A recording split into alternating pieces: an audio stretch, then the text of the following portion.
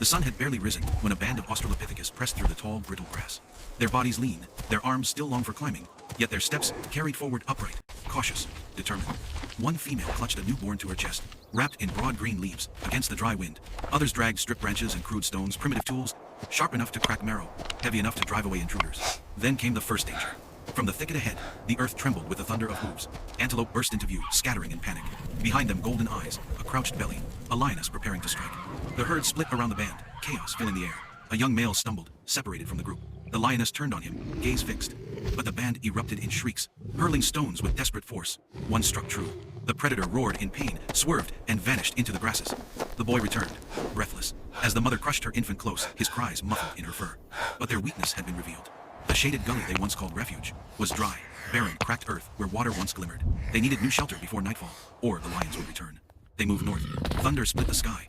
Black clouds rolled across the horizon. Then rain. Torrents hammered the ground, turning soil to flood.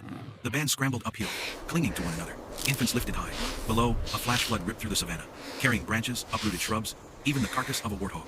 The newborn wailed as mothers shielded their young with their own backs. Finally, gasping, they reached higher stone outcrops and found it. A narrow cave, shallow but dry.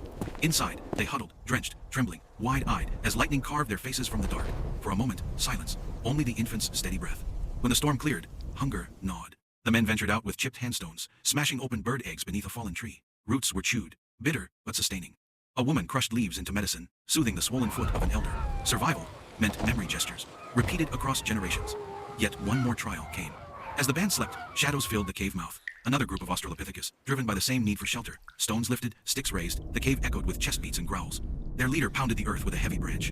The rival leader answered with sparks struck from stone. Violence hovered, but fate intervened. The laughter of hyenas carried through the night. Eyes glowed in the grasses, predators closed in. And suddenly, the rivals turned together side by side. Their roars joined as one. Stones flew. Branches cracked against snarling skulls. Blood was spilled, but not theirs.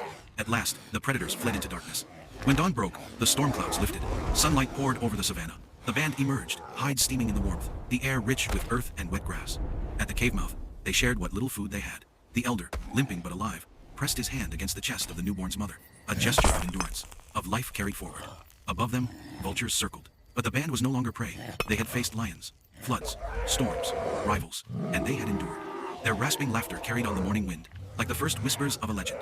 And so, 7.3 million years ago, survival was not only food and shelter, it was unity. Spirit bound to spirit. The fragile roots of humanity sinking deeper into the soil of time.